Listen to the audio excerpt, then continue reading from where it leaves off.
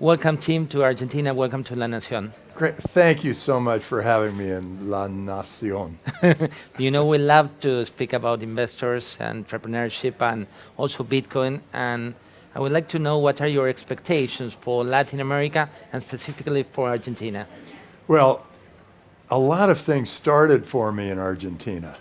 I already was a Bitcoin holder, but I met Sebastian Serrano From Ripio. from Ripio. He came to my son Adam's accelerator called Boost.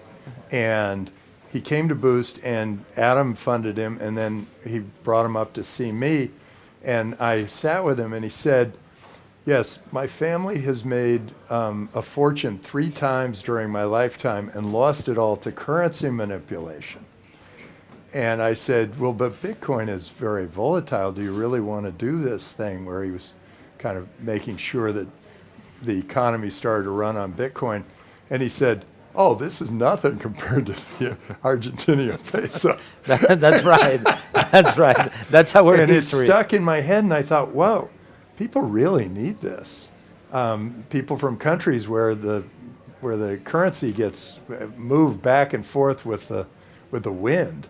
And now the whole world needs it. I think Bitcoin's going to be the global currency, and it's going to give us an anthropological leap forward. I think we're going to be that much richer as a world because we have a currency that is open and transparent and global. And so I'm very excited about Bitcoin, as you can tell. And by the tie. Tell me about your Okay, tie. the tie. It's really original. The design of this tie Yes.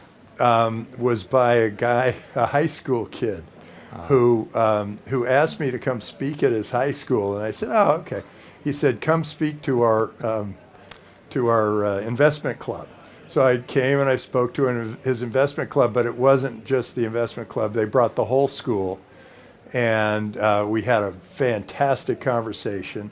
And then, as the reward, they gave me a tie that looks just like this that said Amador Valley Investment Club. And you are making them And globally. so now I remade the same tie. That's right. And because the other one got frayed, and I wore it so much. I know that. What do you think about Javier Milei's government? I am so excited. I think he actually rang the bell that rang throughout the world when he spoke to Davos.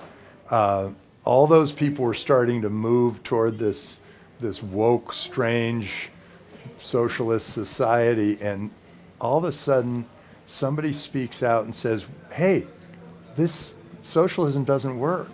Capitalism is where all the growth happens. It's where people are lifted out of poverty, how great things happen. And when I saw it, I thought, finally, somebody is speaking out, and he's really making an impact. And I think that impact was Argentina, but I also think it was all over the world. And why do you think citizens are so tired about traditional politicians? I think the traditional politicians are kind of just happy to be in their position, and they don't want to rock the boat too much. And then they want to pacify people. And so the way they do that is they put a Band-Aid on it instead of curing the problem. That's an expression in the US. You just put a Band-Aid on it and then it infects underneath.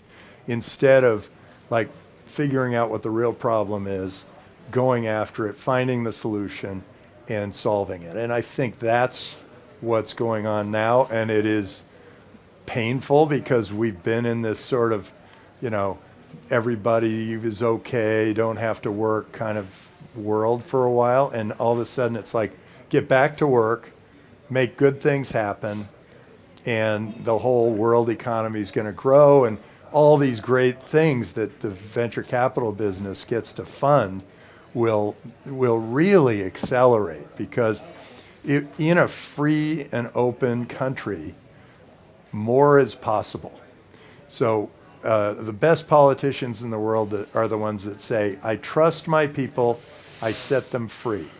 And what happens if you set your people free is they surprise you.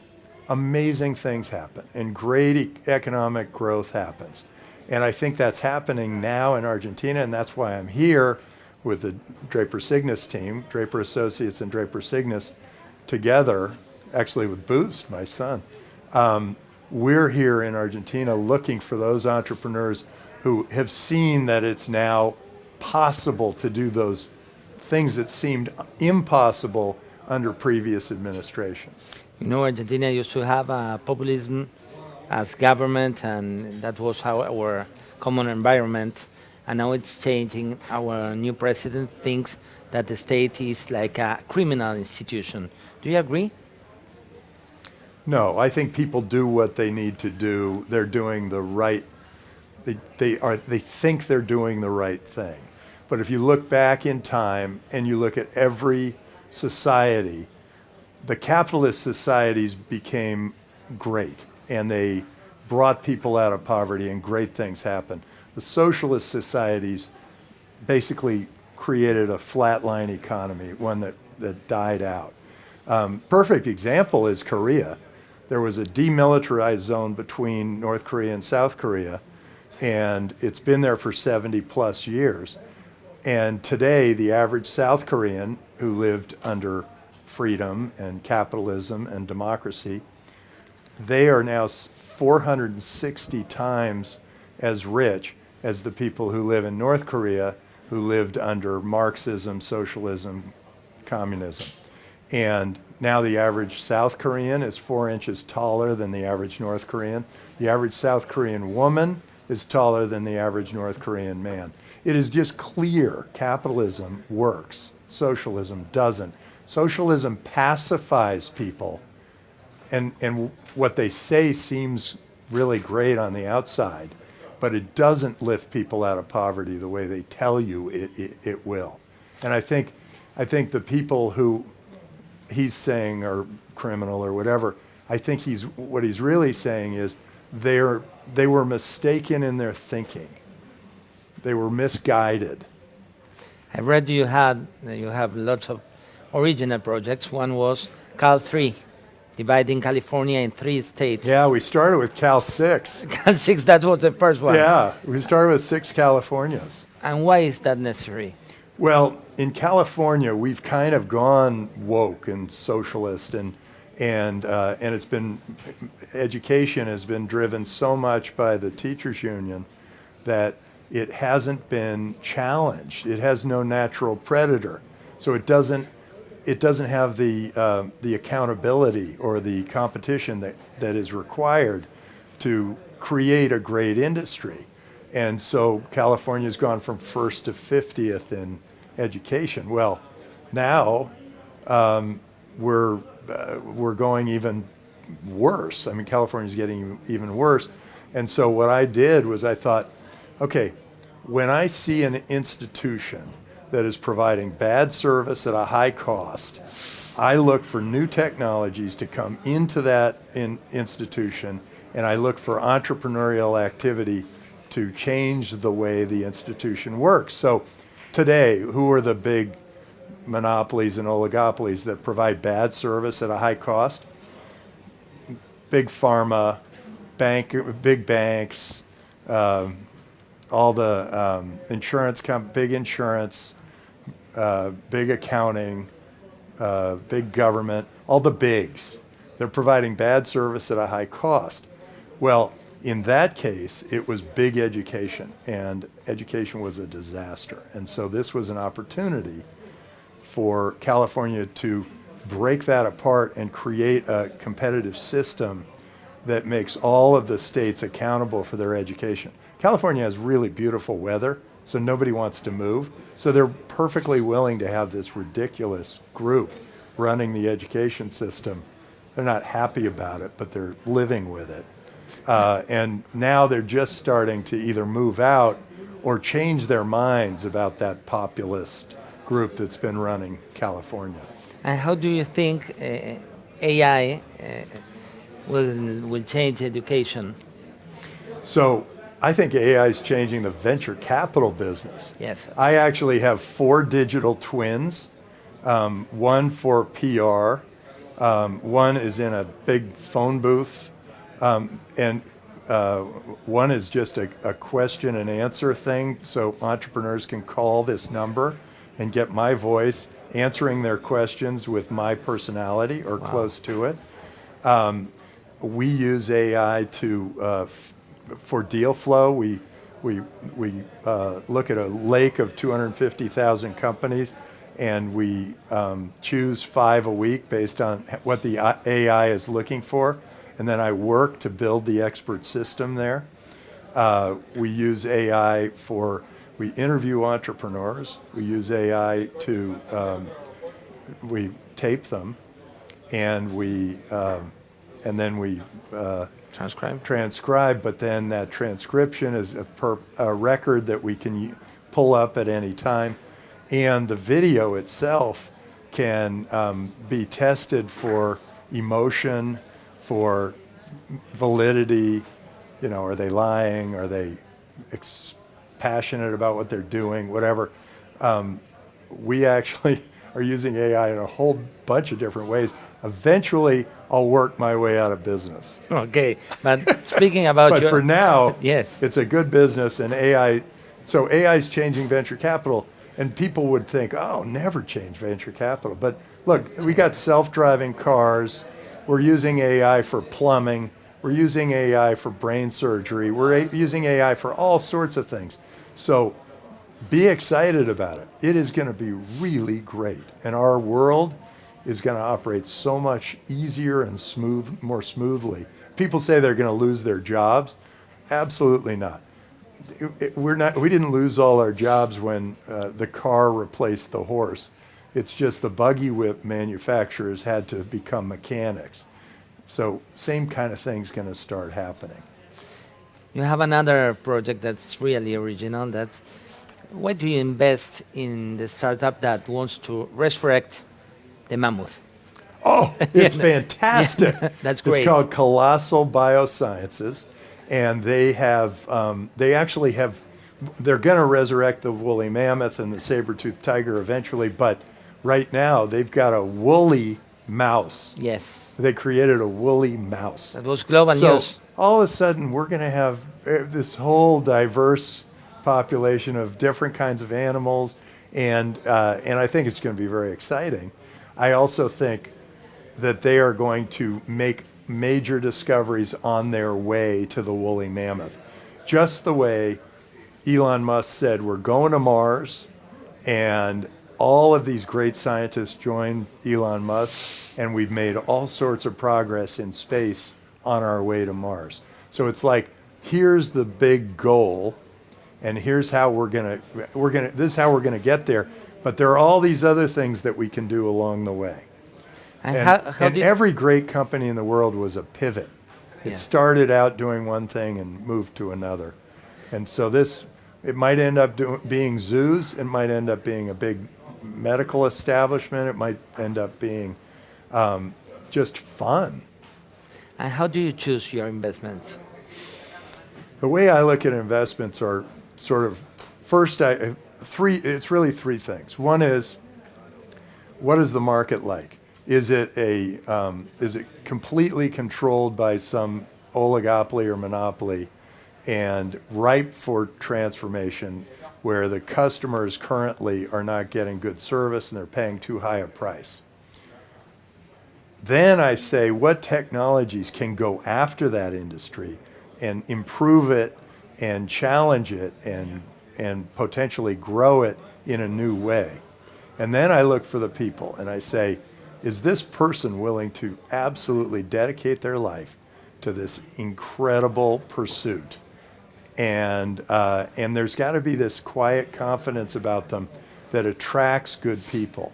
So they have to have this real confidence in their mission, which is like, the more outrageous the mission, in some cases, the better. But having a real confidence that it is going to happen, it's just a matter of time, and eventually getting the money.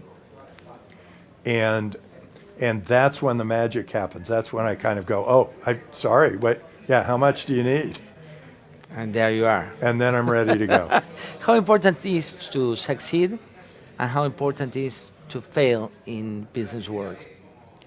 I think both are really important. I think you want to be willing to fail, to realize that there is a downside, that things could go very badly, but then realizing that that downside's not that bad, and the upside is so important that you will lay down your life for that upside. And that is what a great entrepreneur does. In Draper University, the school that I created, we say in our pledge, we say, I will promote freedom at all costs and but one of the lines is, I will fail and fail again until I succeed. And the idea there is, I'm going to try stuff. If it works, great. If it doesn't work, I'll try other stuff.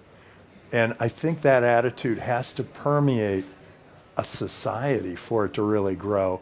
And it also has to permeate individual entrepreneurs. They've got to feel like, I can try this. If it doesn't work, I can try something else.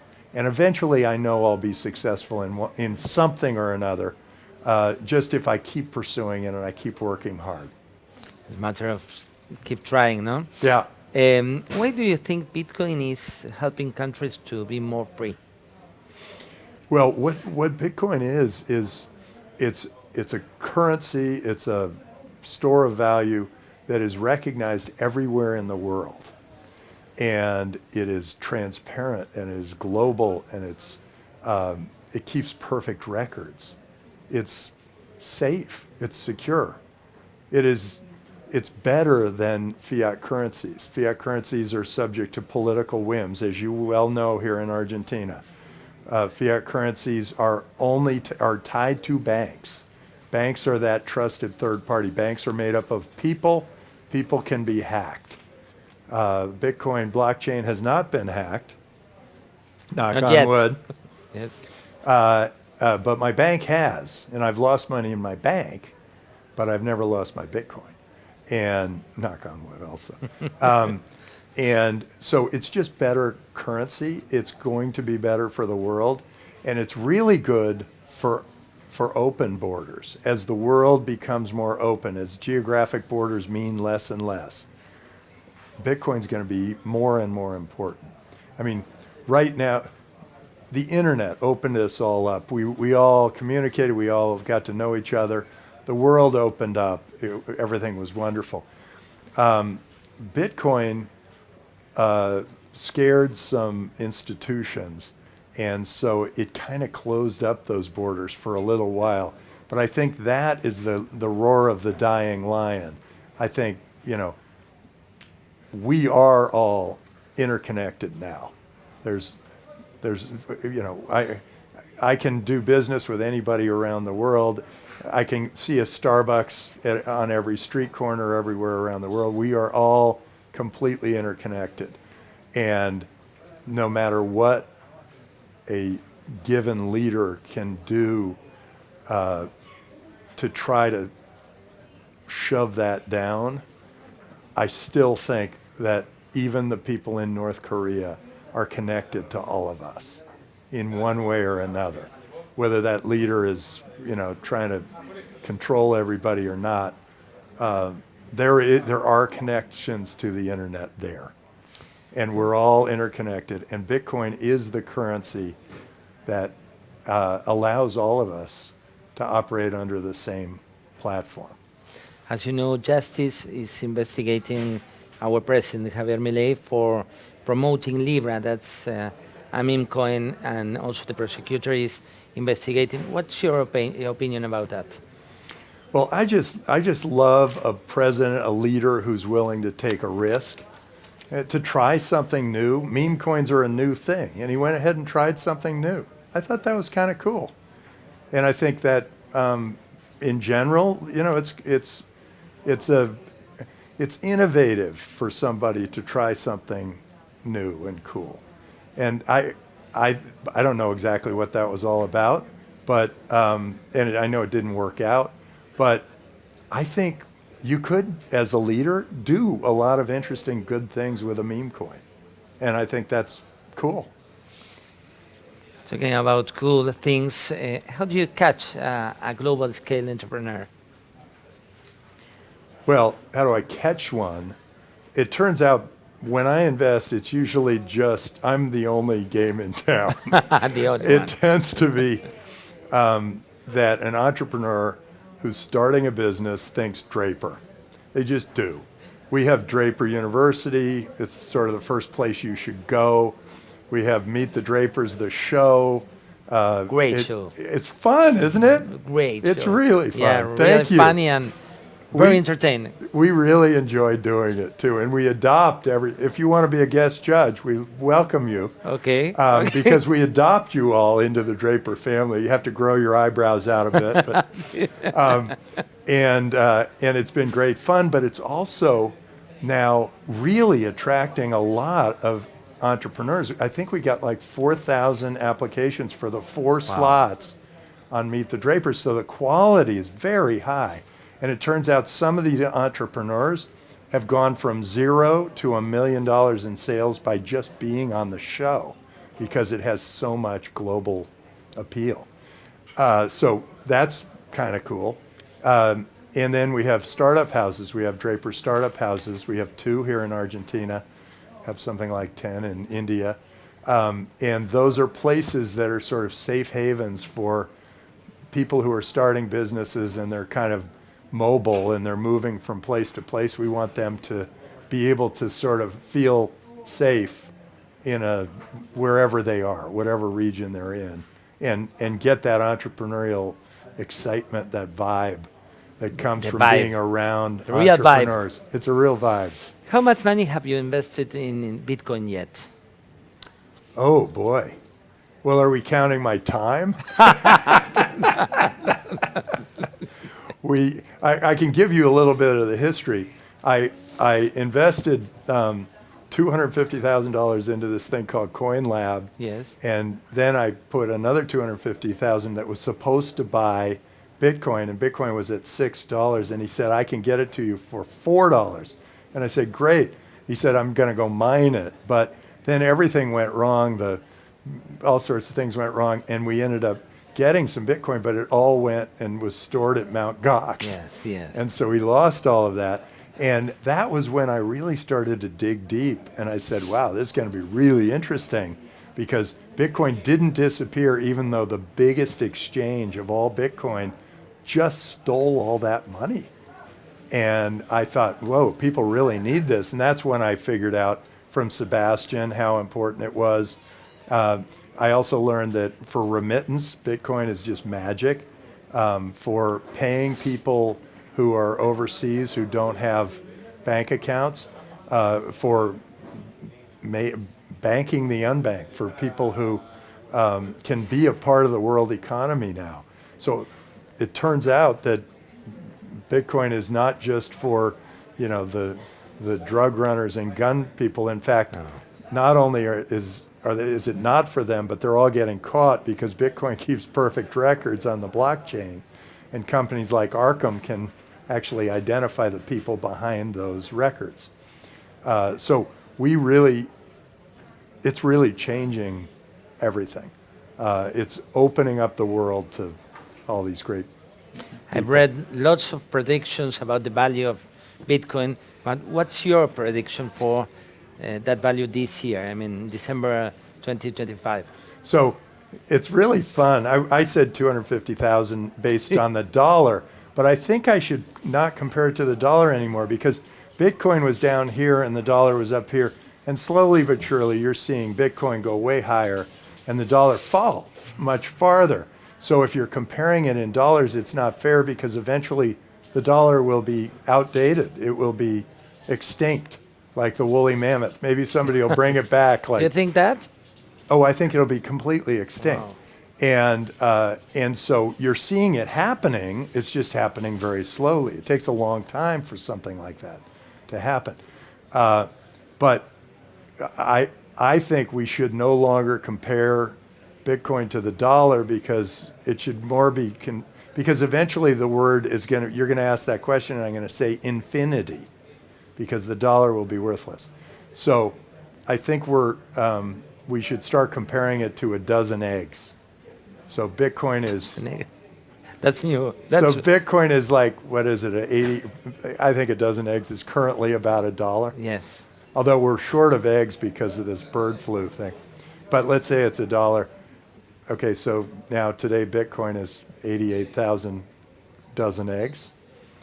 And, you know, I think it'll be up to 250,000 dozen eggs. This is a new By rate. the end No, of- in X. Yeah, A new comparison. I think we need a new comparison. Okay, that's good. That's good. What do you think about Donald Trump reaching presidency again? I think it's really interesting. I think it's he had 4 years in there, and he learned so much, and then he had 4 years out, and he learned so much that now he knows he's got to hit the ground running. If he wants to make those things happen, he's got to go for it. And he brought in Elon Musk, who is well known for like completely restructuring Twitter and getting it going again, for saving the Earth with the Tesla and getting us off the Earth with SpaceX. I mean, this guy is a gift from the gods. You don't hear that very often, but he is. He is extraordinary. And what he has done, extraordinary. So the two of them have really made, I mean, I think they're going to make America really a great place to be investing, and I think the world is recognizing that. I went out and explored the world for other entrepreneurs outside of the U.S. for many years because the U.S. was kind of going this woke socialist thing, and I think it was a bad direction, and it was not good for innovation, and it wasn't good for the economy, and so I was looking elsewhere. Well, now I'm starting to think, you know, I should look back in the U.S., but so are all the other investors too. So I'm back here in Argentina just in case. And So I think they are doing really good things for the U.S. you have invested in X, in Twitter. If you have to summarize your life in a tweet. In a tweet? Yeah. That's so funny. I make my students do that. Okay. I make all the Draper University students put a tweet out about themselves. I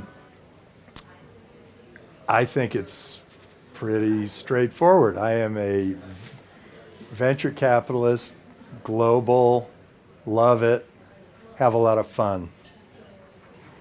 I love capitalism. I don't know. That's Am a I long running tweet. over 140 words? Yes, Now yeah. I did. Yes, now you did. You did. It was a pleasure, Tim, to receive you Great. here. My pleasure. And now I can tell you that I met the Drapers. One of those. Thank you very much. Great, thank you.